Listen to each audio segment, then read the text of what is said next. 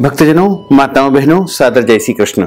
हमारे YouTube channel में आप सभी का बहुत बहुत स्वागत है। मैं हूं आपके साथ आचार्य धर्मेंद्र शास्त्री। सबसे पहले आपको और आपके पूरे परिवार को सर्वपितृ मोक्ष अमावस्या की बहुत बहुत शुभकामनाएं एवं बधाइयां। समस्त पितरों का भरपूर आशीर्वाद आप सभी परिजनों को प्राप्त हो। आप सभी सुखी रहें, स्वस्थ रहें, व्यस्त रहें और मस्त रहें। निरंतर उन्नति तथा प्रगति को आप प्राप्त करते रहें। आश्विन माह के कृष्ण पक्ष की अमावस्या को सर्वपितृ मोक्ष अमावस्या के नाम से जाना जाता है। भादो माह के शुक्ल पक्ष की पूर्णिमा तिथि से श्राद्ध पक्ष आरंभ होते हैं, जो कि सर्वपितृ मोक्ष अमावस्या यानी आश्विन माह के कृष्ण पक्ष की अमावस्या के दिन पितृपक्ष समाप्त हो जाते हैं, जिन्हें 16 श्राद्ध भी कहा जाता है।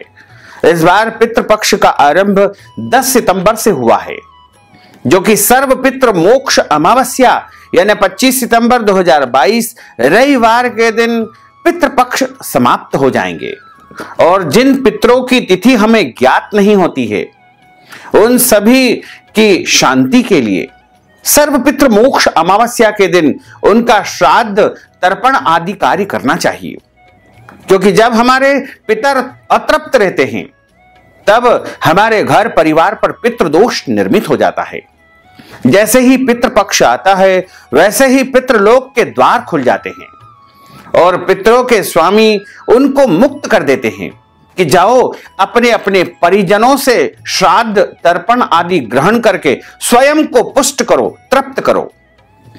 और सारे हमारे पितर वायु रूप में हमारे द्वार पर, हमारे घर के समीप में आकर के भ्रमण करते हैं तथा हमसे अपेक्षा करते हैं कि 16 श्राद्ध के दौरान हमारे लिए पिंडदान करेंगे, तर्पण करेंगे, ब्राह्मण भोजन करवाएंगे। और अमावस्या के दिन उनकी विदाई होती है। तो जब हमारे पितर तृप्त होकर के पुनः पितृलोक को जाएंगे तो वो हमें आशीर्वाद प्रदान करेंगे। अगर किसी कारणवश हम उनके लिए श्राद्ध नहीं कर सकते हैं, तर्पण नहीं करवा सकते हैं, ब्राह्मण भोजन नहीं करवा सकते हैं, तो उनकी आत्माएं अतृप्त होकर के पितृलोक को जाती है। और ऐसी परिस्थिति में वो आशीर्वाद के स्थान पर हमें श्राप भी दे सकते हैं। तो अगर आपने श्राद्ध पक्ष में अपने पितरों को तृप्त नहीं किया है, किसी कारणवश आपके पास समय नहीं रहा है या आप नहीं कर पाए हैं, तो आपको सभी ज्ञात अज्ञात पितरों की तृप्ति के लिए सर्वपितृ मोक्ष अमावस्या के दिन पितरों का श्राद्ध अवश्य करना चाहिए। इस बार सर्वपितृ मोक्ष अमावस्या तिथि 25 सितंबर 2022 रविवार के दिन है। 24 और 25 की जो मध्य रात्रि रहेगी, उस समय 3:12 से अमावस्या तिथि का आरंभ हो जाएगा, जो कि 25 और 26 की मध्य रात्रि 3:14 पर अमावस्या तिथि समाप्त हो जाएगी। तो मध्याह्न व्यापिनी जो श्राद्ध कर्म के लिए श्रेष्ठ तिथि है, वो 25 सितंबर 2022 रविवार के दिन है। और इसी दिन आपको समस्त पितरों की शांति के लिए उनको सबसे पहले प्रातःकाल तीर्थ में या तीर्थ जल से स्नान करके या तिल के जल से स्नान करके उनको जलांजलि प्रदान करना है। जलांजलि का अर्थ होता है कि आप जल में जौ, तिल, कुशा और अक्षत डाल करके और उनको जलांजलि अर्पण करें। जलांजलि के माध्यम से हमारे पितर जल ग्रहण करते हैं तथा पितरों का चित्र या उनका कोई भी आपको ऐसा स्वरूप याद हो तो उनका प्रिंट आउट इत्यादि निकाल करके आप दक्षिण दिशा में उनकी स्थापना करें तथा उनका मुंह उत्तर दिशा की ओर होना चाहिए। और जब हम पितरों के कर्म करते हैं, पितरों की निमित्त श्राद्ध करते हैं, तो हमारा मुंह दक्षिण दिशा की ओर रहेगा और पितरों का मुंह उत्तर दिशा की ओर रहेगा।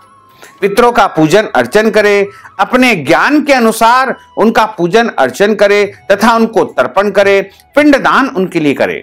चावल का एक पिंड बना करके और पितरों को समर्पित करें तथा अग्नि का कंडा जला करके भोग लगाएं। अग्नि के ऊपर गुड़, घी एवं बिना नमक की रोटी और खीर या पूड़ी जो भी आपने तैयार किया है वो सब मिश्रित करके और अग्नि के ऊपर 5 आहुति आपको प्रदान करना चाहिए।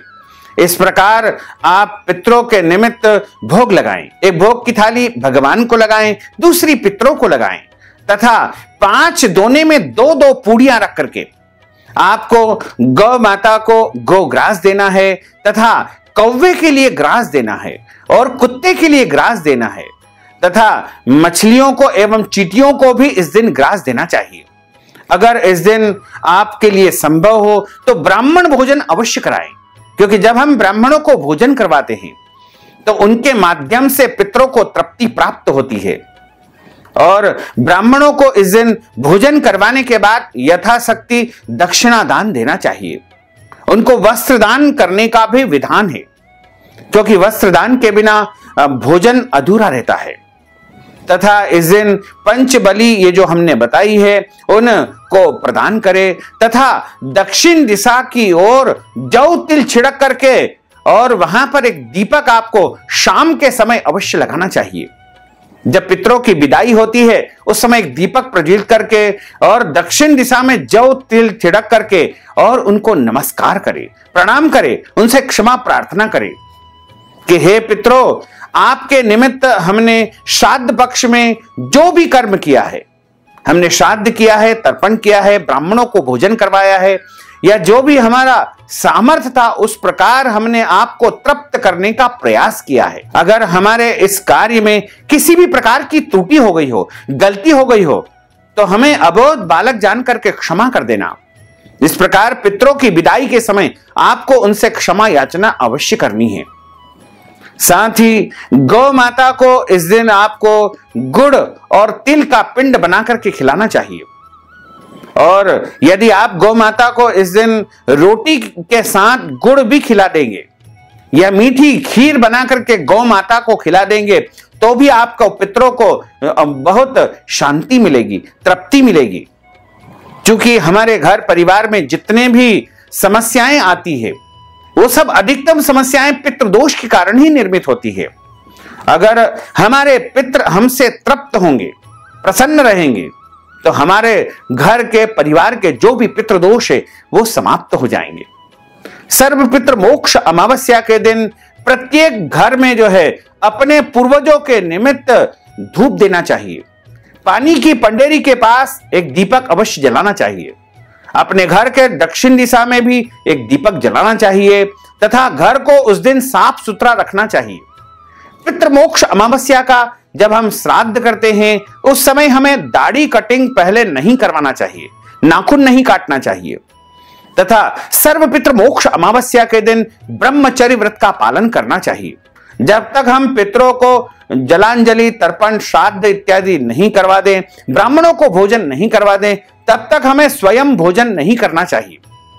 साथ ही इस दिन हमको कोई भी गलत काम नहीं करना चाहिए, पाप कर्म बिल्कुल नहीं करना चाहिए।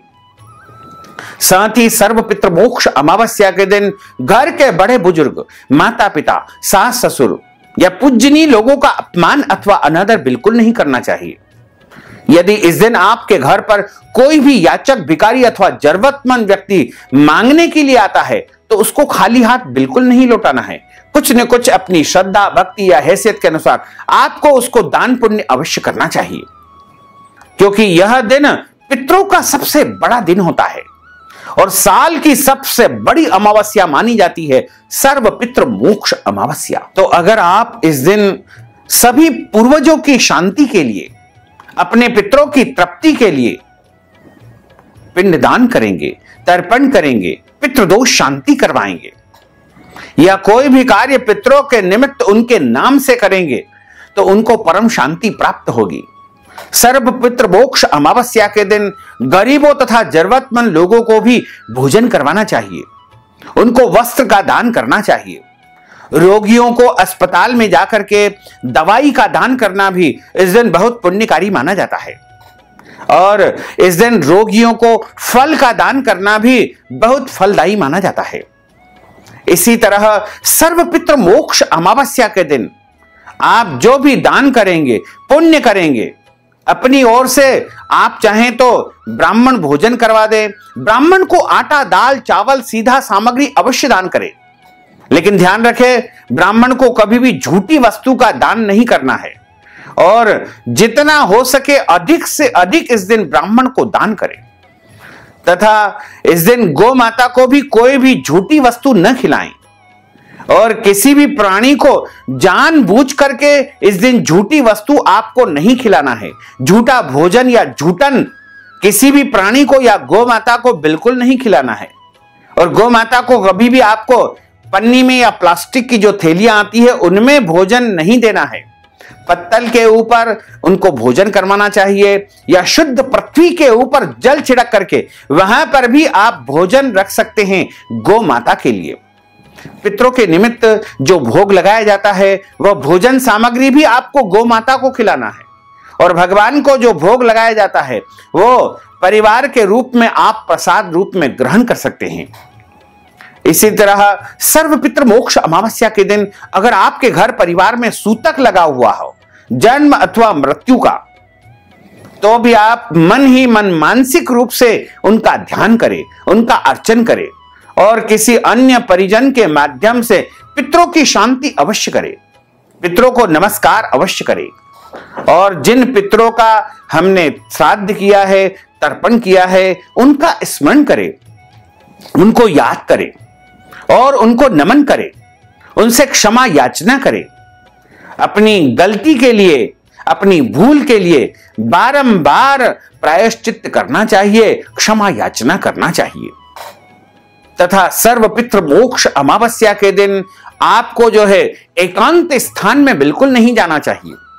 विशेष करके शमशान आदि जो ऐसे स्थान होते हैं वहां पर नहीं जाना चाहिए, क्योंकि इस दिन कोई न कोई तांत्रिक या कोई न कोई तंत्र क्रियाएं संपन्न होती है, इसलिए विशेष रूप से इसका ध्यान आपको रखना चाहिए। तो भक्तजनों, माताओं, बहनों, अगर आप सर्व पितृ मोक्ष अमावस्या के निमित्त हमारे माध्यम से पितृदोष शांति करवाना चाहते हैं, अपने पूर्वजों का, पितरों का श्राद्ध संपन्न करवाना चाहते हैं या फिर पिंडदान, तर्पण आदि कर्म हमारे माध्यम से आप संपन्न करवाना चाहते हैं या फिर आप जो है अपने पूर्वजों की शांति के लिए, उनकी आत्मा की तृप्ति के लिए हमारे माध्यम से ब्राह्मणों को भोजन करवाना चाहते हैं, गौ सेवा करना चाहते हैं, वस्त्र दान करना चाहते हैं, अन्न दान करना चाहते हैं या कोई भी दान आप सर्व पितृ मोक्ष अमावस्या के निमित्त अगर करना चाहते हैं तो आप हमारे पेटीएम के माध्यम से, गूगल पे के माध्यम से, फोन पे के माध्यम से या अकाउंट नंबर के माध्यम से नगद राशि पहुंचा करके सर्व पितृ मोक्ष अमावस्या का संपूर्ण पुण्य लाभ प्राप्त कर सकते हैं।